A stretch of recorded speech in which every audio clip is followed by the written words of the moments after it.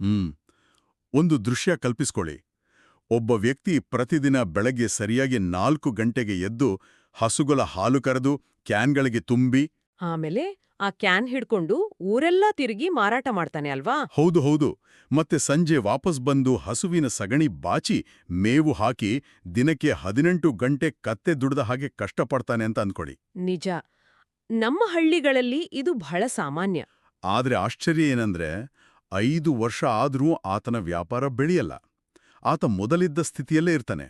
ಆದ್ರೆ ಅದೇ ಊರಿನ ಇನ್ನೊಬ್ಬ ವ್ಯಕ್ತಿ ಕೇವಲ 4 ಹಸುಗಳಿಂದ ಶುರು ಮಾಡಿ ಕೆಲವೇ ವರ್ಷಗಳಲ್ಲಿ ಇಡೀ ಜಿಲ್ಲೆಗೆ ಒಂದು ಪ್ರಸಿದ್ಧ ಹಾಲಿನ ಬ್ರ್ಯಾಂಡ್ ಆಗಿ ಬೆಳೆದುಬಿಡ್ತಾನೆ. ಎಕ್ಸಾಕ್ಟ್ಲಿ. ಇದು ಹೇಗೆ ಸಾಧ್ಯ? ಇದು ಕೇವಲ ಅದೃಷ್ಟನಾ ಅಥವಾ ಇದರ ಹಿಂದೆನಾದ್ರೂ ಒಂದು ನಿರ್ದಿಷ್ಟವಾದ ವಿಜ್ಞಾನ ಇದೆಯಾ? ಈ ಪ್ರಶ್ನೆ ಪ್ರತಿಯೊಬ್ಬರಿಗೂ ಕಾಡುತ್ತೆ. ಖಂಡಿತ ಕಾಡುತ್ತೆ. ಇದಕ್ಕಾಗಿ ಇಂದಿನ ಈ ಆಳವಾದ ವಿಶ್ಲೇಷಣೆಯಲ್ಲಿ ನಾವು the entrepreneur growth formula, a strategic decision model ಅಂದ್ರೆ ಇದರ ಪುಸ್ತಕದ ಕರಡಿನ ವಿಷಯಗಳನ್ನ ಆಯ್ದುಕೊಂಡಿದ್ದೀವಿ. ಸ್ಟಾರ್ಟ್ಅಪ್ ಇಂಡಿಯಾ ಮತ್ತು ಎಂಎಸ್ಎಂಇ ದತ್ತಾಂಶಗಳನ್ನ ಆಧರಿಸಿದ ಅಧ್ಯಯನ ಇದು. ಸರಿ, ಈ ಡೀಪ್ ಡೈವ್ನ ಮುಖ್ಯ ಉದ್ದೇಶ ಏನಪ್ಪಾ ಅಂದ್ರೆ ಕೇವಲ ಒಂದು ಐಡಿಯಾ ಇಟ್ಕೊಂಡಿರುವ ಸಾಮಾನ್ಯ ವ್ಯಕ್ತಿಯೊಬ್ಬ ತನ್ನ ಸುತ್ತಲಿನ ಗೊಂದಲಗಳನ್ನ ನಿವಾರಿಸಿಕೊಂಡು ಆ ಐಡಿಯಾವನ್ನ ನಿರಂತರವಾಗಿ ಆದಾಯ ತರುವ ಒಂದು ಸುಭದ್ರ ವ್ಯವಸ್ಥೆಯಾಗಿ ಹೇಗೆ ಬದಲಾಯಿಸಬಹುದು ಅನ್ನೋದನ್ನ ಅರ್ಥ ಮಾಡ್ಕೊಳ್ಳೋದು. ಯಾಕಂದ್ರೆ ಬಹುಪಾಲು ಜನರಿಗೆ ವ್ಯಾಪಾರ ಶುರು ಮಾಡೋದು ಹೇಗೆ ಅಂತ ಗೊತ್ತಿರುತ್ತೆ, ಆದ್ರೆ ಅದನ್ನ ಬೆಳೆಸೋದು ಹೇಗೆ ಅಂತ ಗೊತ್ತಿರಲ್ಲ. ಹೌದು, ಅಲ್ಲಿ ಅವರು ಎಡವುತ್ತಾರೆ. ಬನ್ನಿ ಇದನ್ನ ಬಿಡಿಸಿ ನೋಡೋಣ. ಈ ಸಂಶೋಧನಾ ಮೂಲಗಳಲ್ಲಿ ಒಂದು ಅದ್ಭುತವಾದ ಸೂತ್ರವನ್ನು ಕೊಟ್ಟಿದ್ದಾರೆ. ಅದು ಈಗಿದೆ: ಬೆಳವಣಿಗೆ ಸಮದೃಷ್ಟಿಕೋನ ಗುಣಿಸು ಧ್ಯೇಯ ಗುಣಿಸು ಏಕಾಗ್ರತೆ ಗುಣಿಸು ಮಾರ್ಗದರ್ಶನ ಗುಣಿಸು ಸಂಪರ್ಕ ಜಾಲ ಮತ್ತು ಗುಣಿಸು ಕೌಶಲ್ಯ. ಕರೆಕ್ಟ್. ಮತ್ತು ಇವೆಲ್ಲವನ್ನೂ ಭಾಗಿಸುವುದು 3 ಋಣಾತ್ಮಕ ಅಂಶಗಳಿಂದ. ಅವೇ ಗೊಂದಲ, ವಿಚಲಿತತೆ ಮತ್ತು ಅನುಷ್ಠಾನದ ಕೊರತೆ. ನೋಡೋಕೆ ಇದೊಂದು ಶಾಲೆಯ ಗಣಿತದ ಇಕ್ವೇಷನ್ ತರ ಕಾಣುತ್ತೆ ಅಲ್ವಾ? ಹೌದು ಹೌದು. ಆದ್ರೆ ಈ ಮೂಲಗಳು ಸ್ಪಷ್ಟಪಡಿಸುವ ಹಾಗೆ ಇದೊಂದು ಕೇವಲ ಗಣಿತದ ನಿಯಮವಲ್ಲ, ಇದೊಂದು ನಿರ್ಧಾರಗಳನ್ನ ತೆಗೆದುಕೊಳ್ಳುವ ಪ್ರಾಕ್ಟಿಕಲ್ ಮಾಡೆಲ್. ಅಂದ್ರೆ ಒಬ್ಬ ಉದ್ಯಮಿ ಪ್ರತಿದಿನ ತಗೊಳ್ಳುವ ನಿರ್ಧಾರಗಳು ಈ ಸೂತ್ರದ ಮೇಲೆಯೇ ನಿಂತಿರ್ತವೆ ಅಂತ ದತ್ತಾಂಶಗಳು ಹೇಳ್ತಾವೆ. ನಿಜ. ಮತ್ತು ಈ ಮಾಡೆಲ್ ಎಲ್ರಿಗೂ ಅನ್ವಯಿಸುತ್ತೆ. ಹಳ್ಳಿಯಲ್ಲಿ ಕಿರಾಣಿ ಅಂಗಡಿ ಇಟ್ಟವ್ರಿಗೂ ಸರಿ, ನಗರದಲ್ಲಿ ಐಟಿ ಕಂಪನಿ ಶುರು ಮಾಡಿದವ್ರಿಗೂ ಸರಿ. ವ್ಯಾಪಾರ ಮಾಡೋ ವಸ್ತು ಬದಲಾಗಬಹುದು, ಆದ್ರೆ ಯಶಸ್ಸಿನ ಲಾಜಿಕ್ ಎಂದಿಗೂ ಬದಲಾಗಲ್ಲ. ಇದೇ ಕಾರಣಕ್ಕೆ ಈ ಸಂಪೂರ್ಣ ವಿಶ್ಲೇಷಣೆಯನ್ನ ಯಾರಿಗಾದರೂ ಸುಲಭವಾಗಿ ಅರ್ಥೈಸಲು ನಾವು ಆಗಲೇ ಪ್ರಸ್ತಾಪಿಸಿದ ಆ ಹೈನುಗಾರಿಕೆ ಅಥವಾ ಡೇರಿ ಫಾರ್ಮ್ ಉದಾಹರಣೆಯನ್ನೇ ಈ ಚರ್ಚೆಯುದ್ದಕ್ಕೂ ಒಂದು ನೈಜ ಉದಾಹರಣೆಯಾಗಿ ಇಟ್ಕೊಳ್ಳೋಣ. ಇದು ನಮ್ಮ ದೇಶದ ಬಹುತೇಕ ಜನರಿಗೆ ಬಹಳ ಬೇಗ ಅರ್ಥವಾಗುವ ಉದ್ಯಮ. ಸರಿ, ಹಾಗಾದ್ರೆ ಈ ಸೂತ್ರದ ಮೊದಲ ವಿಭಾಗಕ್ಕೆ ಬರೋಣ. ಅದೇ ಅಡಿಪಾಯ. ಯಾವುದೇ ವ್ಯವಹಾರಕ್ಕೆ ಹೊರಗಿನ ಸಪೋರ್ಟ್ ಹುಡುಕುವ ಮೊದಲು ಅಡಿಪಾಯ ಸ್ಪಷ್ಟವಿರಬೇಕು. ಈ ಅಡಿಪಾಯದಲ್ಲಿ 3 ಅಂಶಗಳಿವೆ: ದೃಷ್ಟಿಕೋನ, ಧ್ಯೇಯ ಮತ್ತು ಏಕಾಗ್ರತೆ. ಇಲ್ಲಿ ದೃಷ್ಟಿಕೋನ ಅಂದ್ರೆ ವಿಷನ್ ಅಂದ್ರೆ ಕೇವಲ ಪ್ರೇರಣೆ ನೀಡುವ ಮಾತಲ್ಲ, ಅದು ಅವಕಾಶಗಳನ್ನ ಶೋಧಿಸುವ ಒಂದು ಫಿಲ್ಟರ್ ಅಂತ ಮೂಲಗಳು ಹೇಳ್ತವೆ. ಹೌದು. ನಮ್ಮ ಡೇರಿ ಫಾರ್ಮ್ ಉದಾಹರಣೆಯನ್ನೇ ತಗೊಳ್ಳೋಣ. ಒಬ್ಬ ವ್ಯಕ್ತಿ ಮಾರುಕಟ್ಟೆಗೆ ಹೋಗಿ 4 ಹಸುಗಳನ್ನ ಕೊಂಡು ತಂದು ಹಟ್ಟಿ ಕಟ್ಟೋದು ದೃಷ್ಟಿಕೋನ ಆಗಲ್ಲ ಅಲ್ವಾ? ಖಂಡಿತ ಆಗಲ್ಲ. ಹಸುಗಳನ್ನ ತರೋದು ಕೇವಲ ಒಂದು ಚಟುವಟಿಕೆಯಷ್ಟೇ. ದೃಷ್ಟಿಕೋನ ಅನ್ನೋದು ಉದ್ಯಮಿಯ ಅಂತಿಮ ಗುರಿಯಲ್ಲಿದೆ ಅಂತ ತೋರಿಸುವ ದಿಕ್ಸೂಚಿ. ಅಂದ್ರೆ ಫೈನಲ್ ಡೆಸ್ಟಿನೇಷನ್ ಇದ್ದ ಹಾಗೆ. ಹೌದು. ಇದು ಯಾಕೆ ಇಷ್ಟೊಂದು ಮುಖ್ಯ ಅಂದ್ರೆ, ದೃಷ್ಟಿಕೋನ ಇಲ್ಲದೆ ಹೋದ್ರೆ ಮಾರುಕಟ್ಟೆಯಲ್ಲಿ ಕಾಣುವ ಪ್ರತಿಯೊಂದು ಹೊಸ ಐಡಿಯಾ ಕೂಡ ಬಹಳ ಲಾಭದಾಯಕ ಅಂತ ಅನ್ಸೋಕೆ ಶುರುವಾಗುತ್ತೆ. ಕನ್ಫ್ಯೂಷನ್ ಶುರುವಾಗುತ್ತೆ. ಕರೆಕ್ಟ್. ಉದಾಹರಣೆಗೆ, ಆ ಡೇರಿ ಫಾರ್ಮ್ ಮಾಲೀಕ ತನ್ನ ಊರಿನಲ್ಲಿ ಅತ್ಯಂತ ಶುದ್ಧವಾದ ಸಾವಯವ ಹಾಲಿನ ಬ್ರ್ಯಾಂಡ್ ಕಟ್ಟಬೇಕಾ? ಅಥವಾ ಸ್ಥಳೀಯ ಹೋಟೆಲ್ಗಳಿಗೆ ದಿನಕ್ಕೆ 500 ಲೀಟರ್ ಹಾಲು ಪೂರೈಸುವ ಸಗಟು ವ್ಯಾಪಾರಿಯಾಗಬೇಕಾ? ಇವೆರಡೂ ಸಂಪೂರ್ಣ ಭಿನ್ನವಾದ ದಾರಿಗಳು. ಹೌದಲ್ವಾ? ಸಾವಯವ ಹಾಲಿನ ಬ್ರ್ಯಾಂಡ್ ಮಾಡಬೇಕಾದ್ರೆ ಆತ ಗ್ರಾಹಕರ ಮನೆ ಬಾಗಿಲಿಗೆ ಹೋಗ್ಬೇಕು, ಪ್ಯಾಕೇಜಿಂಗ್ ಮೇಲೆ ಗಮನ ಹರಿಸಬೇಕು. ಅದೇ ಹೋಟೆಲ್ಗಳಿಗೆ ಕೊಡೋದಾದರೆ ಆತನಿಗೆ ಪ್ಯಾಕೇಜಿಂಗ್ ಬೇಕಿಲ್ಲ. ನಿಜ. ಅಲ್ಲಿ ಉತ್ಪಾದನಾ ವೆಚ್ಚವನ್ನ ಆದಷ್ಟು ಕಡಿಮೆ ಮಾಡೋ ಕಡೆ ಗಮನ ಹರಿಸಬೇಕು. ಇದನ್ನ ಮೊದಲೇ ನಿರ್ಧರಿಸುವುದೇ ದೃಷ್ಟಿಕೋನ. ಬಹಳ ಸ್ಪಷ್ಟವಾಗಿ ಹೇಳಿದ್ರಿ. ಇಲ್ಲಿ ಇನ್ನೊಂದು ಕುತೂಹಲಕಾರಿ ವಿಚಾರ ಇದೆ. ದೃಷ್ಟಿಕೋನ ಅನ್ನೋದು ನಕ್ಷೆ ಆದ್ರೆ ಆ ನಕ್ಷೆಯ ಮೇಲಿನ ಪ್ರತಿದಿನದ ಪ್ರಯಾಣವೇ ಧ್ಯೇಯ ಅಂದ್ರೆ ಮಿಷನ್. ಹೌದು. ಉದ್ದೇಶವನ್ನ ಆದಾಯವಾಗಿ ಪರಿವರ್ತಿಸುವ ನಿರಂತರ ಪ್ರಕ್ರಿಯೆ ಇದು. ದೃಷ್ಟಿಕೋನ ಇದ್ರೆ ಮಾತ್ರ ಸಾಲದು. ಅದನ್ನ ದೈನಂದಿನ ರಿಪೀಟಬಲ್ ಪ್ರೋಸೆಸ್ ಆಗಿ ಬದಲಾಯಿಸಬೇಕು ಅಂತ ಸಂಶೋಧನೆಗಳು ಒತ್ತಿ ಹೇಳ್ತವೆ. ತಾಂತ್ರಿಕವಾಗಿ ಹೇಳೋದಾದ್ರೆ ನಿಮ್ಮ ತಲೆಯಲ್ಲಿರುವ ಐಡಿಯಾವನ್ನ ಒಂದು ಆಫರ್ ಆಗಿ ಮಾಡಿ ಅದನ್ನ ಗ್ರಾಹಕರಿಗೆ ತಲುಪಿಸಿ. ಆ ಗ್ರಾಹಕರಿನ್ನ ಆದಾಯ ಪಡೆಯುವ ಸಂಪೂರ್ಣ ಸರಪಳಿಯೇ ಧ್ಯೇಯ ಅಲ್ವಾ? ಎಕ್ಸಾಕ್ಟ್ಲಿ. ಡೈರಿ ಫಾರ್ಮ್ ವಿಷಯದಲ್ಲಿಯೇ ಹೇಳೋದಾದ್ರೆ ನಾನು ಉತ್ತಮ ಹಾಲ್ ಕೊಡ್ತೀನಿ ಅಂತ ಬೋರ್ಡ್ ಹಾಕೊಂಡ್ರೆ ಯಾರೂ ಹಣ ಕೊಡಲ್ಲ. ಖಂಡಿತ ಕೊಡಲ್ಲ. ಪ್ರತಿದಿನ ಬೆಳಗ್ಗೆ ಸರಿಯಾಗಿ 4 ಗಂಟೆಗೆ ಹಾಲ್ ಕರೆಯೋದು, ಅದರ ತಾಪಮಾನ ಕಾಪಾಡಿಕೊಳ್ಳೋದು, ಸರಿಯಾಗಿ ಪ್ಯಾಕ್ ಮಾಡೋದು ಮತ್ತು ನಿಗದಿತ ಗ್ರಾಹಕರಿಗೆ ಬೆಳಗ್ಗೆ 6 ಗಂಟೆ ಒಳಗೆ ತಲುಪಿಸುವುದು, ಇದು ಧ್ಯೇಯ. ಹೌದು. ಯಾವ ವಸ್ತುವನ್ನ ಯಾರಿಗೆ ಯಾವ ಮಾಧ್ಯಮದ ಮೂಲಕ ಮಾರಾಟ ಮಾಡಲಾಗತ್ತೆ ಅನ್ನೋದಕ್ಕೆ ಧ್ಯೇಯ ಸ್ಪಷ್ಟ ಉತ್ತರ ಕೊಡಬೇಕು. ಅನೇಕ ಉದ್ಯಮಿಗಳು ಫೇಲ್ ಆಗೋದು ಒಳ್ಳೆ ಉದ್ದೇಶ ಇಲ್ಲ ಅಂತಲ್ಲ, ಬದಲಾಗಿ ಆ ಉದ್ದೇಶವನ್ನ ಕಾರ್ಯಗತಗೊಳಿಸುವ ಮಾರ್ಗ ಇರಲ್ಲ ಅಲ್ವಾ? ನಿಜ. ಆದ್ರೆ ಈ ಸೂತ್ರದ 3ನೇ ಅಂಶ ಇದೆಯಲ್ಲ, ಏಕಾಗ್ರತೆ ಅಥವಾ ಫೋಕಸ್. ಒಂದು ನಿಮಿಷ. ಇಲ್ಲಿ ನಂದೊಂದು ಭಿನ್ನಾಭಿಪ್ರಾಯ ಇದೆ. ಏಕಾಗ್ರತೆ ಅಂದ್ರೆ ಕಷ್ಟಪಟ್ಟು ಒಂದೇ ಕೆಲಸ ಮಾಡೋದು ಅಂತ ಅಂತಾರೆ. ಆದರೆ ಇದು ಮಾರುಕಟ್ಟೆಯ ರಿಯಾಲಿಟಿಗೆ ವಿರುದ್ಧವಾಗಿಲ್ವಾ? ಹೇಗೆ ಅಂತ? ಈಗ ನೋಡಿ, ಒಬ್ಬ ಡೇರಿ ಫಾರ್ಮ್ ಶುರು ಮಾಡಿದ ವ್ಯಕ್ತಿಗೆ ಪಕ್ಕದ ಊರಿನಲ್ಲಿ ಕೋಳಿ ಸಾಕಾಣಿಕೆ ಬಹಳ ಲಾಭದಾಯಕವಾಗಿದೆ ಅಂತ ಗೊತ್ತಾಗತ್ತೆ. ಓಕೆ. ಆಗ ಆತ ಹಾಲಿನ ಜೊತೆಗೆಲೆ ಕೋಳಿ ಸಾಕಾಣಿಕೆಗೂ ಕೈ ಹಾಕಿದ್ರೆ ತಪ್ಪೇನು? ಆದಾಯದ ಮೂಲಗಳನ್ನ ವಿಸ್ತರಿಸಿಕೊಳ್ಳುವುದು ಅಂದ್ರೆ ಡೈವರ್ಸಿಫಿಕೇಶನ್ ಒಬ್ಬ ಜಾಣ ಉದ್ಯಮಿಯ ಲಕ್ಷಣ ಅಲ್ವಾ? ಇದು ಮೇಲ್ನೋಟಕ್ಕೆ ಬಹಳ ಸರಿಯಾದ ವಾದ ಅಂತ ಅನ್ಸುತ್ತೆ. ಮತ್ತು ಬಹುತೇಕ ಹೊಸ ಉದ್ಯಮಿಗಳು ಬೀಳುವ ದೊಡ್ಡ ಬಲೆ ಕೂಡ ಇದೆ. ಓ ಹಾಗಾ? ಹೌದು. ದತ್ತಾಂಶಗಳ ಪ್ರಕಾರ ಆರಂಭಿಕ ಹಂತದಲ್ಲಿ ಇದು ಸಂಪೂರ್ಣ ತಪ್ಪು. ಹೊಸ ಟ್ರೆಂಡ್ಗಳ ಹಿಂದೆ ಓಡಿದ್ರೆ ವ್ಯವಹಾರ ಎಂದಿಗೂ ಸ್ಥಿರತೆ ಪಡೆಯಲ್ಲ. ಏಕಾಗ್ರತೆ ಅನ್ನೋದು ನಿಯಂತ್ರಣದ ಪದರ, ಅಂದ್ರೆ ಕಂಟ್ರೋಲ್ ಲೇಯರ್. ಅಂದ್ರೆ ಎರಡೂ ದೋಣಿಯ ಮೇಲೆ ಕಾಲಿಟ್ಟಾಗೆ ಅಂತೀರಾ? ಖಂಡಿತ. ಡೇರಿ ಫಾರ್ಮ್ ಮತ್ತು ಕೋಳಿ ಸಾಕಾಣಿಕೆ ಎರಡೂ ಬೇರೆ ಬೇರೆ ರೀತಿಯ ಪರಿಣಿತಿ ಬೇಡುವ ಉದ್ಯಮಗಳು. ಡೇರಿ ಫಾರ್ಮ್ ಸಂಪೂರ್ಣವಾಗಿ ಆಟೋಮ್ಯಾಟಿಕ್ ಆಗಿ ನಡೆಯುವ ಹಂತಕ್ಕೆ ತಲುಪುವ ಮೊದಲೇ ಇನ್ನೊಂದು ವ್ಯವಹಾರಕ್ಕೆ ಕೈ ಹಾಕಿದ್ರೆ ಆತನ ಸಮಯ, ಹಣ, ಶಕ್ತಿ ಎಲ್ಲವೂ ವಿಭಜನೆ ಆಗುತ್ತೆ. ಪರಿಣಾಮವಾಗಿ ಎರಡೂ ವ್ಯವಹಾರಗಳು ಕುಸಿಯುತ್ತವೆ. ಅಂದ್ರೆ ಎಲ್ಲಾ ಅವಕಾಶಗಳಿಗೂ ಹೌದು ಅನ್ನೋದು ಅಪಾಯಕಾರಿ. 100ಕ್ಕೆ 100 ನಿಜ. ಏಕಾಗ್ರತೆ ಅಂದ್ರೆ ಇಲ್ಲ ಅಂತ ಹೇಳಲು ಕಲಿಯುವುದು. ಆ ಉದ್ಯಮಿ ತನ್ನ ಉತ್ಪನ್ನಗಳನ್ನ, ಮಾರುಕಟ್ಟೆಯನ್ನ ಆಗಾಗ ಬದಲಾಯಿಸ್ತಾ ಇದ್ರೆ ಆ ವ್ಯವಹಾರ ಲಾಭದಾಯಕ ಆಗೋಕೆ ಬೇಕಾದ ಆಳವಾದ ಕಲಿಕೆ ಅಂದ್ರೆ ಲರ್ನಿಂಗ್ ಕರ್ವ್ ಎಂದಿಗೂ ಸಿಗಲ್ಲ. ಹೌದು. ಏಕಾಗ್ರತೆ ಅಂದ್ರೆ ಎಕ್ಸ್ಪಾನ್ಷನ್ ಮಾಡೋಕೆ ಮುಂಚೆ ಒಂದು ವಿಷಯದಲ್ಲಿ ಆಳವಾದ ಜ್ಞಾನ ಮತ್ತು ಆಪರೇಷನ್ಸ್ ಮೇಲೆ ಸಂಪೂರ್ಣ ಹಿಡಿತ ಸಾಧಿಸೋದು. ಇದು ನಿಜಕ್ಕೂ ಆಲೋಚಿಸಬೇಕಾದ ವಿಚಾರ. ಸರಿ, ಅಂದ್ರೆ ದೃಷ್ಟಿಕೋನ, ಧ್ಯೇಯ ಮತ್ತು ಏಕಾಗ್ರತೆ ಈ ಮೂರೂ ಸೇರಿ ವ್ಯವಹಾರದ ಅಡಿಪಾಯವನ್ನ ಗಟ್ಟಿಗೊಳಿಸ್ತವೆ. ಹೌದು. ಹಾಗಾದ್ರೆ ವ್ಯವಹಾರ ಯಾಕಲ್ಲೇ ನಿಂತುಬಿಡುತ್ತೆ? ಅಡಿಪಾಯ ಗಟ್ಟಿ ಇದ್ರೂ 18 ಗಂಟೆ ಕಷ್ಟಪಟ್ರು ನಾವು ಆರಂಭದಲ್ಲಿ ಮಾತನಾಡಿದ ಆ ಡೇರಿ ಫಾರ್ಮ್ ರೈತ ಯಾಕೆ 5 ವರ್ಷ ಆದ್ರೂ ಗ್ರೋ ಆಗಲ್ಲ? ಇಲ್ಲಿಗೆ ನಮ್ಮ 2ನೇ ವಿಭಾಗ ಪ್ರಾರಂಭ ಆಗುತ್ತೆ. ಅದೇ ಬೆಳವಣಿಗೆಯ ವೇಗವರ್ಧಕಗಳು. ಅಂದ್ರೆ ಅಡಿಪಾಯ ಗಟ್ಟಿಯಾದ್ಮೇಲೆ ಐಡಿಯಾವನ್ನ ದೊಡ್ಡ ಮಟ್ಟಕ್ಕೆ ಕೊಂಡೊಯ್ಯಲು ಕೇವಲ ಕಠಿಣ ಶ್ರಮ ಸಾಲ್ದು, ಅದಕ್ಕೆ ಹೊರಗಿನ ಪ್ರಪಂಚದ ಜ್ಞಾನ ಬೇಕು. ಹೌದು. ಈ ವೇಗವರ್ಧಕಗಳಲ್ಲಿ ಬರೋದು ಮಾರ್ಗದರ್ಶನ, ಸಂಪರ್ಕ ಜಾಲ ಮತ್ತು ಕೌಶಲ್ಯ. ಮಾರ್ಗದರ್ಶನದ ಬಗ್ಗೆ ಹೇಳೋದಾದ್ರೆ ಅಂದ್ರೆ ಗೈಡೆನ್ಸ್, ಉದ್ಯಮಶೀಲತೆಯಲ್ಲಿ ಇದು ಬಹಳ ನಿರ್ಲಕ್ಷ್ಯಕ್ಕೊಳಗಾದ ಒಂದು ಅಂಶ ಅನ್ಸುತ್ತೆ. ಮೈಂಡ್ಸೆಟ್ ಹೊಂದಿರ್ತೀವಿ, ಆದ್ರೆ ವ್ಯವಹಾರದಲ್ಲಿ ತಪ್ಪುಗಳು ಬಹಳ ದುಬಾರಿಯಾಗಿರ್ತವೆ. ನಿಜ. ಮಾರ್ಗದರ್ಶನ ಯಶಸ್ಸನ್ನ 100ಕ್ಕೆ 100 ಗ್ಯಾರಂಟಿ ಮಾಡಲ್ಲ, ಅದು ನಿಜ. ಆದ್ರೆ ಇದು ದುಬಾರಿ ತಪ್ಪುಗಳನ್ನ ತಡೆಯೋ ಒಂದು ರಕ್ಷಾ ಕವಚ. ಇದನ್ನ ನಮ್ಮ ಹೈನುಗಾರಿಕೆ ಉದಾಹರಣೆಗೆ ಅನ್ವಯಿಸೋದಾದ್ರೆ ಹೇಗೆ ಕೆಲಸ ಮಾಡುತ್ತೆ? ಈಗ ನೋಡಿ, ಡೇರಿ ಫಾರ್ಮ್ ಮಾಲೀಕನೊಬ್ಬ ತನ್ನ ಹಾಲಿನ ಉತ್ಪಾದನೆ ಹೆಚ್ಚಾಯ್ತು ಅಂತ ಬ್ಯಾಂಕ್ನಿಂದ ಸಾಲ ಮಾಡಿ 5 ಲಕ್ಷ ರೂಪಾಯಿ ಬೆಲೆಯ ದೊಡ್ಡ ಹಾಲು ಕರೆಯುವ ಯಂತ್ರ ಅಂದ್ರೆ ಮಿಲ್ಕಿಂಗ್ ಮಷೀನ್ ತಗೊಳ್ಳೋಕೆ ಮುಂದಾಗ್ತಾನೆ. ಹೌದು. ಆದ್ರೆ ಅದೇ ಫೀಲ್ಡಲ್ಲಿ ಅನುಭವ ಇರೋ ಒಬ್ಬ ಗೈಡ್ ಇದ್ರೆ ಏನ್ ಹೇಳ್ತಾನೆ ಗೊತ್ತಾ? ಏನ್ ಹೇಳ್ತಾನೆ? ನಿನ್ನ ಈಗಿನ ಹಸುಗಳ ಸಂಖ್ಯೆಗೆ ಕೇವಲ 50,000 ರೂಪಾಯಿಯ ಚಿಕ್ಕ ಯಂತ್ರ ಸಾಕು, 5 ಲಕ್ಷದ ಯಂತ್ರ ತಗೊಂಡ್ರೆ ನೀನು EMI ಕಟ್ಟೋದ್ರಲ್ಲೇ ಸುಸ್ತಾಗ್ತೀಯಾ ಅಂತ ಎಚ್ಚರಿಸ್ತಾನೆ. ಓ ಎಕ್ಸಾಕ್ಟ್ಲಿ, ಇದೇ ಮಾರ್ಗದರ್ಶನ. ಇದು ಕಲಿಯುವ ಸಮಯವನ್ನ ಕಡಿಮೆ ಮಾಡುತ್ತೆ ಮತ್ತು ಉದ್ಯಮಿಗೆ ಕಾಣದ ಅಪಾಯಗಳನ್ನ ಮೊದಲೇ ತೋರಿಸುತ್ತೆ. ಹೌದು. ಇದಕ್ಕಾಗಿ ಭಾರತ ಸರ್ಕಾರ ಸ್ಟಾರ್ಟ್ಅಪ್ ಇಂಡಿಯಾ ಅಡಿಯಲ್ಲಿ ಮಾರ್ಗ್ ಅನ್ನೋ ವೇದಿಕೆ ಸ್ಥಾಪಿಸಿದೆ. ಮಾರ್ಗ್ ಅಂದ್ರೆ MAARG ಅಲ್ವಾ? ಹೌದು. ಇದು ಕೇವಲ ಇನ್ಫಾರ್ಮೇಷನ್ ಕೊಡೋ ಜಾಗ ಅಲ್ಲ. ವಿವಿಧ ವಲಯಗಳಲ್ಲಿ ನೈಜ ಮಾರ್ಗದರ್ಶಕರನ್ನ ಹುಡುಕಿಕೊಡೋ ವೇದಿಕೆ. ಮಾರ್ಗದರ್ಶನ ಇದ್ರೆ ತಪ್ಪುಗಳನ್ನ ತಿದ್ಕೊಳ್ಳೋಗ್ಬೇಕಾದ ಹಣ ಸಮಯ ಎರಡೂ ಉಳಿಯುತ್ತೆ ಅನ್ನೋದು ಸ್ಪಷ್ಟವಾಯಿತು.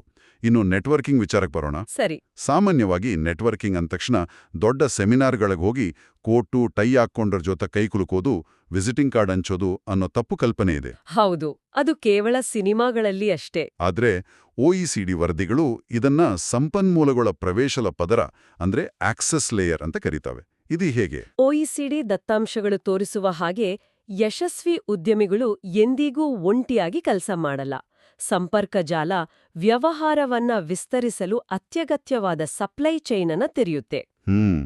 ನಮ್ಮ ರೈತನಿಗಿದು ಹೇಗೆ ಅನ್ವಯ ಆಗುತ್ತೆ? ಒಬ್ಬ ಡೈರಿ ಫಾರ್ಮ್ ರೈತನಿಗೆ ಇತರ ಹೈನುಗಾರಿಕೆ ಮಾಡುವವರ ಜೊತೆ ಬಲವಾದ ಸಂಪರ್ಕ ಇದ್ರೆ, ಬೇಸಿಗೆಯಲ್ಲಿ ಹಾಲಿನ ಇಳುವರಿ ಕಡಿಮೆ ಆದಾಗ ಏನ್ ಮಾಡ್ಬೇಕು ಅಂತ ಗೊತ್ತಾಗತ್ತೆ. ಹೌದು, ಅಷ್ಟೇ ಅಲ್ಲ, ಹಸುಗಳಿಗೆ ಬರುವ ಹೊಸ ಕಾಲುಬಾಯಿ ಜ್ವರದಂತಹ ಕಾಯಿಲೆಗಳಿಗೆ ಯಾವ ವೈದ್ಯರು ಉತ್ತಮ, ಅಥವಾ ಮಾರುಕಟ್ಟೆಯಲ್ಲಿ ಹಾಲಿನ ಪುಡಿಗೆ ಡಿಮ್ಯಾಂಡ್ ಹೆಚ್ಚಾದಾಗ ಬೆಲೆ ಹೇಗೆ ನಿಗದಿ ಮಾಡಬೇಕು, ಇವೆಲ್ಲ ಒಳನೋಟಗಳು ಸಿಗ್ತವೆ. ಅಂದ್ರೆ ಆತ ಕೇವಲ ತನ್ನ ಸ್ವಂತ ಅನುಭವದಿಂದ ಕಲಿಯುವ ಬದಲು ಇಡೀ ಸಮುದಾಯದ ಬುದ್ಧಿವಂತಿಕೆಯನ್ನ ತನ್ನ ವ್ಯವಹಾರಕ್ಕೆ ಬಳಸ್ಕೊಳ್ತಾನೆ. ಇದನ್ನೇ ನಾವು ವೇಗವರ್ಧಕ ಅನ್ನೋದು. ವಾವ್. ಇನ್ನು ಮೂರನೇ ವೇಗವರ್ಧಕ ಅಂದ್ರೆ ಕೌಶಲ್ಯ, ಸ್ಕಿಲ್. ಕೇವಲ ಐಡಿಯಾಗಳು ವ್ಯವಹಾರವನ್ನ ಬೆಳೆಸಲ್ಲ ಅಂತ ವರದಿಗಳು ಪದೇ ಪದೇ ಹೇಳ್ತವೆ. ಹೌದು. ಆದ್ರೆ ಹೈನುಗಾರಿಕೆಯಲ್ಲಿ ಕೌಶಲ್ಯ ಅಂದ್ರೆ ಕೇವಲ ಹಸುವಿಗೆ ಮೇವು ಹಾಕುವುದು, ಆರೈಕೆ ಮಾಡುವುದು ತಾನೇ? ಇದರಲ್ಲಿ ಹೊಸದೇನಿದೆ? ಅದೇ ದೊಡ್ಡ ತಪ್ಪು. ಉದ್ಯಮವನ್ನ ಕೇವಲ ಆಪರೇಷನ್ಸ್ ದೃಷ್ಟಿಯಿಂದ ನೋಡಬಾರ್ದು. ಹಸುವಿನ ಆರೈಕೆ ಮಾಡೋದು ಕೇವಲ ಒಂದು ಭಾಗ. ಮತ್ತೇನ್ ಬೇಕು? ಅದು ವ್ಯವಹಾರ ಆದಾಗ ಕೌಶಲ್ಯದ ವ್ಯಾಖ್ಯಾನನೇ ಬದಲಾಗತ್ತೆ. ಇಲ್ಲಿ ರೆಕಾರ್ಡ್ ಕೀಪಿಂಗ್, ಗ್ರಾಹಕರ ನಿರ್ವಹಣೆ ಮತ್ತು ಕಾಸ್ಟ್ ಕಂಟ್ರೋಲ್ ಅಂದ್ರೆ ವೆಚ್ಚ ನಿಯಂತ್ರಣದ ಕೌಶಲ್ಯಗಳು ಬೇಕಾಗ್ತವೆ. ಅಂದ್ರೆ ಲೆಕ್ಕಪತ್ರ ನಿರ್ವಹಣೆ? ಖಂಡಿತ. ಉದಾಹರಣೆಗೆ, ಒಂದು ಹಸು ದಿನಕ್ಕೆ 300 ರೂಪಾಯಿಯ ಮೇವು ತಿಂದು ಕೇವಲ 250 ರೂಪಾಯಿ ಹಾಲು ಕೊಡ್ತಾ ಇದ್ರೆ, ಆಗ ಆ ಹಸುವಿನಿಂದ ರೈತನಿಗೆ ಪ್ರತಿದಿನ 50 ರೂಪಾಯಿ ನಷ್ಟ ಆಗ್ತಾ ಇದೆ ಅಂತ ಅರ್ಥ. ಆದರೆ ಸರಿಯಾದ ಲೆಕ್ಕ ಬರೆಯೋ ಸ್ಕಿಲ್ ಇಲ್ದಿದ್ರೆ ಆ ರೈತನಿಗೆ ಈ ನಷ್ಟ ಕಾಣೋದೇ ಇಲ್ಲ. ಮೈ ಗಾಡ್. ವರ್ಷದ ಕೊನೆಯಲ್ಲಿ ಕೈಯಲ್ಲಿ ಹಣ ಇಲ್ಲದೆ ಸಾಲಗಾರನಾಗ್ತಾನೆ. ಹೌದು, ಇದು ಬಹಳ ಸೂಕ್ಷ್ಮವಾದ ವಿಚಾರ. ಇದಕ್ಕಾಗಿಯೇ NSDC ಮತ್ತು ಅದರ ಅಡಿಯಲ್ಲಿ ಬರುವ ವಿವಿಧ ಸೆಕ್ಟರ್ ಸ್ಕಿಲ್ ಕೌನ್ಸಿಲ್ಗಳು ಕೌಶಲ್ಯಗಳನ್ನ ಕೇವಲ ಕ್ಲಾಸ್ ರೂಮ್ ಪಾಠಗಳಾಗಿ ಉಳಿಸಲ್ಲ, ಮಾರುಕಟ್ಟೆಯ ನೈಜ ಬೇಡಿಕೆಗೆ ತಕ್ಕಂತೆ ರೂಪಿಸ್ತವೆ ಅಲ್ವಾ? ನಿಜ. ವ್ಯವಹಾರಗಳು ಫೇಲ್ ಆಗೋದು ಐಡಿಯಾಗಳ ಕೊರತೆಯಿಂದಲ್ಲ, ಬದಲಾಗಿ ಆರ್ಥಿಕ ಲೆಕ್ಕಾಚಾರ, ನಗದು ಹರಿವು ಅಂದ್ರೆ ಕ್ಯಾಶ್ ಫ್ಲೋ ನಿರ್ವಹಣೆ ಮತ್ತು ಕಾರ್ಯಾಚರಣೆಯ ಸಾಮರ್ಥ್ಯದ ಕೊರತೆಯಿಂದ ಅಂತ ಈ ಅಧ್ಯಯನಗಳು ದೃಢಪಡಿಸ್ತವೆ. ಹೌದು. ಕೌಶಲ್ಯ ಮಾರುಕಟ್ಟೆಯ ಬೇಡಿಕೆಯೊಂದಿಗೆ ಕನೆಕ್ಟ್ ಆದಾಗ ಮಾತ್ರ ಅದು ವ್ಯವಹಾರದ ಆಸ್ತಿಯಾಗುತ್ತೆ. ಸರಿ, ನಾವು ಇಲ್ಲಿಯವರೆಗೆ ಅಡಿಪಾಯ ಮತ್ತು ವೇಗವರ್ಧಕಗಳ ಬಗ್ಗೆ ಮಾತಾಡಿದ್ವಿ. ದೃಷ್ಟಿಕೋನ ಇದೆ, ಮಾರ್ಗದರ್ಶನ ಸಿಕ್ತು, ಕೌಶಲ್ಯನೂ ಇದೆ ಎಂದ್ಕೊಳ್ಳೋಣ. ಓಕೆ. ಆದ್ರೆ ಒಬ್ಬ ಸಾಮಾನ್ಯ ಗ್ರಾಮೀಣ ರೈತ ಅಥವಾ ನಗರದ ಸಣ್ಣ ವ್ಯಾಪಾರಿ ಇದೆಲ್ಲವನ್ನೂ ಕಾರ್ಯಗತಗೊಳಿಸಲು ಬೇಕಾದ ಬಂಡವಾಳ ಇಲ್ಲಿಂದ ತರ್ತಾನೆ. ಅಲ್ಲಿಗೆ ಬರ್ತಾ ಇದ್ದೀನಿ. ಅಧಿಕೃತ ಬೆಂಬಲವನ್ನ ಎಲ್ಲಿಂದ ಪಡಿತಾನೆ? ಇಲ್ಲಿ ನಮ್ಮ ಮೂರನೇ ವಿಭಾಗ ಅಂದ್ರೆ ಸರ್ಕಾರದ ಔಪಚಾರಿಕ ಬೆಂಬಲ ವ್ಯವಸ್ಥೆ, ಗವರ್ನ್ಮೆಂಟ್ ಈಕೋಸಿಸ್ಟಮ್ ಬರ್ತದೆ. ಹೌದು. ಮೂಲಗಳ ಪ್ರಕಾರ ಯಾವುದೇ ಉದ್ಯಮಿ ಶೂನ್ಯದಿಂದ ಸ್ಟಾರ್ಟ್ ಮಾಡಲ್ಲ. ಆತನ ಸುತ್ತಲೂ ಒಂದು ವ್ಯವಸ್ಥೆ ಇರುತ್ತೆ. ಆದ್ರೆ ಒಂದ್ ನಿಮಿಷ, ಇಲ್ಲಿ ನಾನು ನಿಮ್ಮನ್ನ ಖಂಡಿತವಾಗಿಯೂ ಪ್ರಶ್ನಿಸ್ಬೇಕು. ಕೇಳಿ. ಇಷ್ಟೆಲ್ಲ ಸರ್ಕಾರಿ ಯೋಜನೆಗಳ ಹೆಸರುಗಳನ್ನ ಕೇಳುವಾಗ ಒಬ್ಬ ಸಾಮಾನ್ಯ ಮನುಷ್ಯನಿಗೆ ಇವು ಕೇವಲ ಕಾಗದದ ಮೇಲಿನ ಭರವಸೆಗಳು ಅಂತ ಅನ್ಸಲ್ವಾ? ಉದ್ಯಮಿಗಳು ಸಾಲಕ್ಕಾಗಿ ಬ್ಯಾಂಕ್ ಮ್ಯಾನೇಜರ್ ಹತ್ರ, ಸರ್ಕಾರಿ ಕಚೇರಿಗಳಿಗೆ ಅಲೆದಾಡಿಯೇ ಸುಸ್ತಾಗ್ತಾರೆ. ಇದು ಕೇವಲ ಒಂದು ದೊಡ್ಡ ಬ್ಯೂರೋಕ್ರಾಟಿಕ್ ಗೊಂದಲ ಅಲ್ವಾ? ನಿಮ್ಮ ಪ್ರಶ್ನೆ ನೈಜ ವಾಸ್ತವವನ್ನ ಪ್ರತಿಬಿಂಬಿಸುತ್ತೆ. ಭ್ರಷ್ಟಾಚಾರ ಅಥವಾ ಅಲೆದಾಟದ ಬಗ್ಗೆ ಜನರ ಕೋಪ ನ್ಯಾಯಸಮ್ಮತವಾಗಿದೆ. ಹೌದು ತಾನೆ? ಆದ್ರೆ ವಿಶ್ವ ಬ್ಯಾಂಕ್ ಮತ್ತು ಸ್ಥಳೀಯ ದತ್ತಾಂಶಗಳು ಇಲ್ಲಿ ಬಹಳ ಸೂಕ್ಷ್ಮವಾದ ವಿಶ್ಲೇಷಣೆ ನೀಡ್ತಾವೆ. ಏನ್ ಹೇಳ್ತಾವೆ ಅವು? ಸರ್ಕಾರಿ ಯೋಜನೆಗಳು ತಮ್ಮಷ್ಟತೆ ತಾವೇ ಮ್ಯಾಜಿಕ್ ಮಾಡಲ್ಲ, ಮತ್ತು ಅವು ಹಾಗೆ ಮಾಡಬಾರ್ದು ಕೂಡ. ಹೆಚ್ಚಿನ ಜನ ಎಲ್ಲಿ ತಪ್ಪು ಮಾಡ್ತಾರೆ ಅಂದ್ರೆ, ಎಲ್ಲಿ ಅವರು ತಮ್ಮ ವ್ಯವಹಾರದ ವಿಷನ್ ಮತ್ತು ಮಿಷನ್ ಸ್ಪಷ್ಟಪಡಿಸಿಕೊಳ್ಳುವ ಮೊದಲೇ ಬ್ಯಾಂಕಿಗೆ ಹೋಗಿ ನನಗೆ ಹೈನುಗಾರಿಕೆ ಮಾಡಲು ಸಾಲ ಕೊಡಿ ಅಂತ ಕೇಳ್ತಾರೆ. ಯಾವುದೇ ಪ್ಲಾನ್ ಇಲ್ದೆ. ಹೌದು.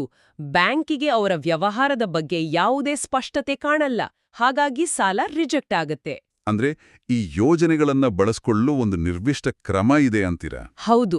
ಒಬ್ಬ ಹೊಸ ಉದ್ಯಮಿ ಫಾಲೋ ಮಾಡಬೇಕಾದ ಸರಿಯಾದ ಕ್ರಮ ಇದೆ. ಮೊದಲು ವ್ಯವಹಾರದ ಅಡಿಪಾಯ ಗಟ್ಟಿ ಮಾಡ್ಕೊಳ್ಬೇಕು. ಆಮೇಲೆ ಆ ನಂತರ ಫಾರ್ಮಲೈಸೇಷನ್ ಪ್ರಕ್ರಿಯೆಗೆ ಬರಬೇಕು. ಎಂಎಸ್ಎಂಇ ವ್ಯವಸ್ಥೆಯಲ್ಲಿ ಆಧಾರ್ ಆಧಾರಿತ ಉದ್ಯಮ ನೋಂದಣಿ ಮಾಡಿಸುವುದು ಮೊದಲ ಹೆಜ್ಜೆ. ಉದ್ಯಮ್ ರಿಜಿಸ್ಟ್ರೇಷನ್. ಓಕೆ. ಇದು ಆತನ ವ್ಯವಹಾರಕ್ಕೆ ಸರ್ಕಾರಿ ಮಾನ್ಯತೆ ನೀಡುತ್ತೆ. ಆತನಿಗೆ ಸ್ಥಳೀಯ ಲೇವಾದೇವಿಗಾರರಿಂದ ತಿಂಗಳಿಗೆ 3% ಬಡ್ಡಿಗೆ ಸಾಲ ಪಡೆಯುವ ಬದಲು, ಅಂದ್ರೆ ಮೀಟರ್ ಬಡ್ಡಿ ಬದಲು ಔಪಚಾರಿಕ ಬ್ಯಾಂಕಿಂಗ್ ವ್ಯವಸ್ಥೆಯೊಳಗೆ ಪ್ರವೇಶಿಸಲು ಇದು ದಾರಿ ಮಾಡಿಕೊಡುತ್ತೆ. ಕರೆಕ್ಟ್. ಕೇವಲ ಫಿನಾನ್ಷಿಯಲ್ ಹೆಲ್ಪ್ ಅಷ್ಟೇ ಕೊಡಲ್ಲ. ಒಬ್ಬ ಹಳ್ಳಿಯ ಯುವಕ ಒಂದು ಡೇರಿ ಪ್ರಾಸೆಸಿಂಗ್ ಘಟಕ ಹಾಕಬೇಕು ಅಂದ್ರೆ ಅದಕ್ಕೆ ಬೇಕಾದ ಪ್ರಾಜೆಕ್ಟ್ ರಿಪೋರ್ಟ್ ತಯಾರಿಸಲು ಸಹಾಯ ಮಾಡುತ್ತೆ. ಓ, ಪ್ರಾಜೆಕ್ಟ್ ರಿಪೋರ್ಟ್ ಕೂಡ. ಹೌದು. ತಜ್ಞರ ಸಲಹೆ ಪಡೆಯಲು ಮತ್ತು ಸರಿಯಾದ ತರಬೇತಿ ಪಡೆಯಲು ಈ ಪೋರ್ಟಲ್ ಮಾರ್ಗದರ್ಶನ ನೀಡುತ್ತೆ. ಅಂದ್ರೆ ಉದ್ಯಮಿಗೆ ತನ್ನ ನಕ್ಷೆಯ ಬಗ್ಗೆ ಸ್ಪಷ್ಟತೆ ಇದ್ದಾಗ ಮಾತ್ರ ಈ ಸರ್ಕಾರಿ ಉಪಕರಣಗಳು ಸರಿಯಾಗಿ ಕೆಲಸ ಮಾಡ್ತವೆ. 100% ನಿಜ. ಅರ್ಥವಾಯ್ತು. ಮೊದಲು ವ್ಯವಹಾರದ ಸ್ಪಷ್ಟತೆ, ನಂತರ ನೋಂದಣಿ, ಆಮೇಲೆ ಆರ್ಥಿಕ ಬೆಂಬಲ. ಇದು ಸರಿಯಾದ ಕ್ರಮ. ಓಕೆ, ಈಗ ಈ ಆಳವಾದ ವಿಶ್ಲೇಷಣೆಯ ಅತ್ಯಂತ ನಿರ್ಣಾಯಕ ಘಟಕ್ಕೆ ಬರೋಣ. ಸರಿ. ವಿಭಾಗ 4: ನೈಜ ಪ್ರಪಂಚದಲ್ಲಿನ ವೈಫಲ್ಯಗಳು ಮತ್ತು ವಿಸ್ತರಣೆ. ಎಲ್ಲವೂ ಸರಿಯಾಗಿದ್ರೂ ವ್ಯವಹಾರಗಳು ಯಾಕೆ ಫೇಲ್ ಆಗ್ತವೆ? ನಾವು ಆರಂಭದಲ್ಲಿ ಮಾತನಾಡಿದ ಆ ಗಣಿತದ ಸೂತ್ರ ಯಾವ ಹಂತದಲ್ಲಿ ಮುರಿದು ಬೀಳುತ್ತೆ? ಆ ಸೂತ್ರದ ಕೆಳಗಿನ ಭಾಗವನ್ನ ಒಮ್ಮೆ ನೆನಪಿಸ್ಕೊಳ್ಳಿ. ಅಲ್ಲಿರೋದು ಗೊಂದಲ, ವಿಚಲಿತತೆ ಮತ್ತು ಅನುಷ್ಠಾನದ ಕೊರತೆ. ಹೌದು. ನೈಜ ಪ್ರಪಂಚದಲ್ಲಿ ಈ ಸೂತ್ರ ಮುರಿಯುವ ನಿರ್ದಿಷ್ಟ ಬಿಂದುಗಳಿವೆ. ದೃಷ್ಟಿಕೋನ ವೀಕ್ ಇದ್ರೆ ಉದ್ಯಮಿ ಮಾರುಕಟ್ಟೆಯಲ್ಲಿ ಕಾಣುವ ಸಿಕ್ಕ ಅವಕಾಶಗಳ ಹಿಂದೆ ಓಡ್ತಾನೆ. ಇಂದು ಹಾಲಿನ ವ್ಯಾಪಾರ, ನಾಳೆ ರಿಯಲ್ ಎಸ್ಟೇಟ್, ನಾಡಿದ್ದು ಶೇರ್ ಮಾರ್ಕೆಟ್. ಹೀಗೆ ಗೊಂದಲದಲ್ಲಿ ಮುಳುಗಿ ಹೋಗ್ತಾನೆ. ಇನ್ನು ಧ್ಯೇಯ ದುರ್ಬಲವಾಗಿದ್ರೆ ಆತ ಎಷ್ಟೇ ಕಷ್ಟಪಟ್ಟು 18 ಗಂಟೆ ಬೆವರು ಸುರಿಸಿದ್ರೂ ಆ ಶ್ರಮ ಕರಾರುವಾಗಿ ಆದಾಯವಾಗಿ ಬದಲಾಗಲ್ಲ. ಮತ್ತು ಏಕಾಗ್ರತೆ ಕೊರತೆ ಇದ್ರೆ ಆಪರೇಷನ್ಸ್ನಲ್ಲಿ ಸ್ಟೆಬಿಲಿಟಿ ಇರಲ್ಲ. ಹಾಗೆಯೇ ಮಾರ್ಗದರ್ಶನ ವಿಫಲವಾದ್ರೆ ಮಾಡುವ ಪ್ರತಿಯೊಂದು ಸಣ್ಣ ತಪ್ಪುಗಳು ಲಕ್ಷಾಂತರ ರೂಪಾಯಿಗಳ ನಷ್ಟ ತರುತ್ತೆ. ಇದನ್ನೇ ನಾವು ಆ 5 ಲಕ್ಷದ ಹಾಲು ಕರೆಯುವ ಯಂತ್ರದ ಉದಾಹರಣೆಯಲ್ಲಿ ನೋಡಿದ್ವಿ ತಾನೆ? ಹೌದು ಹೌದು. ಸಂಪರ್ಕ ಜಾಲ ದುರ್ಬಲವಾಗಿದ್ರೆ ವ್ಯಾಪಾರದ ಬೆಳವಣಿಗೆ ನಿಧಾನ ಆಗತ್ತೆ. ಆತ ತನ್ನದೇ ಆದ ಸಣ್ಣ ಬಾವಿಯಲ್ಲಿ ಕಪ್ಪೆಯಂತೆ ಉಳಿದ್ಬಿಡ್ತಾನೆ. ಇನ್ನು ಕೌಶಲ್ಯ ಇಲ್ಲದಿದ್ರೆ ಪ್ರಾಡಕ್ಟ್ ಕ್ವಾಲಿಟಿ ಮೇಂಟೈನ್ ಮಾಡೋಕ್ಕಾಗಲ್ಲ. ಒಮ್ಮೆ ಹಾಲು ಕೆಟ್ಟದಾಗಿ ಹೋದ್ರೆ ಗ್ರಾಹಕರು ಮತ್ತೆಂದು ಬರಲ್ಲ. ಖಂಡಿತ ಬರಲ್ಲ. ಈ ಎಲ್ಲ ಕಾರಣಗಳಿಂದಾಗಿಯೇ ಈ ಉದ್ಯಮಶೀಲತೆಯ ಬೆಳವಣಿಗೆಯ ಸೂತ್ರವನ್ನ ಕೇವಲ ಒಂದು ಆಕರ್ಷಕ ಘೋಷವಾಕ್ಯವಾಗಿ ನೋಡಬಾರ್ದು. ಪ್ರತಿಯೊಂದು ಬಿಡಿಭಾಗವೂ ಸರಿಯಾಗಿ ಕೆಲಸ ಮಾಡಬೇಕಾದ ಒಂದು ಸಂಪೂರ್ಣ ಯಂತ್ರವಾಗಿ ನೋಡ್ಬೇಕು ಅಂತ ಮೂಲಗಳು ಒತ್ತಿವೇಳ್ತವೆ.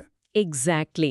ಹಾಗಾದ್ರೆ ಯಶಸ್ವಿಯಾಗಿ ನಡೀತಾ ಇರೋ ವ್ಯವಹಾರವನ್ನ ವಿಸ್ತರಿಸೋ ಬಗ್ಗೆ, ಅಂದ್ರೆ ಸ್ಕೇಲಿಂಗ್ ಬಗ್ಗೆ ದತ್ತಾಂಶಗಳು ಏನ್ ಹೇಳ್ತವೆ?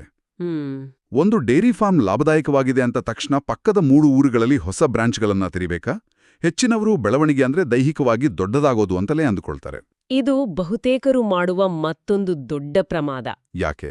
ವ್ಯವಹಾರ ಆರ್ಥಿಕವಾಗಿ ಲಾಭದಾಯಕವಾಗಿದೆ ಅಂದ ಮಾತ್ರಕ್ಕೆ ಅದು ತಕ್ಷಣವೇ ವಿಸ್ತರಣೆಗೆ ಸಿದ್ಧವಾಗಿದೆ ಅಂತ ಅರ್ಥ ಅಲ್ಲ. ಓ. ವಿಸ್ತರಣೆ ಮಾಡೋ ಮೊದಲು ಕೆಲವು ಕಠಿಣ ಪ್ರಶ್ನೆಗಳನ್ನ ಕೇಳ್ಕೊಳ್ಬೇಕು ಅಂತ ಅಧ್ಯಯನಗಳು ಸೂಚಿಸುತ್ತವೆ. ಯಾವ ರೀತಿ ಪ್ರಶ್ನೆಗಳು?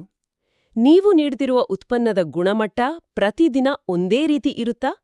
ಗ್ರಾಹಕರು ಯಾವುದೇ ದೂರುಗಳಿಲ್ಲದೆ ಮತ್ತೆ ಮತ್ತೆ ಬರ್ತಾ ಇದ್ದಾರಾ? ಕನ್ಸಿಸ್ಟೆನ್ಸಿ ಇದೆಯಾ ಅಂತ. ಹೌದು. ಮತ್ತು ಬಹಳ ಮುಖ್ಯವಾಗಿ, ಮಾಲೀಕನಾದವನು ಫಾರ್ಮ್ನಲ್ಲಿ ಇಲ್ಲದಿದ್ದರೂ ಆ ಪ್ರಕ್ರಿಯೆಗಳು ತಾವಾಗಿಯೇ ಪುನರಾವರ್ತನೆ ಆಗ್ತಾ ಇದೆಯಾ? ಅಂದ್ರೆ ಆಟೋಮ್ಯಾಟಿಕ್ ಆಗಿ ನಡೀತಾ ಇದೆಯಾ ಅಂತ. ಕರೆಕ್ಟ್. ವ್ಯವಹಾರದ ಆರ್ಥಿಕ ಅಡಿಪಾಯ ಬಲವಾಗಿದೆಯಾ?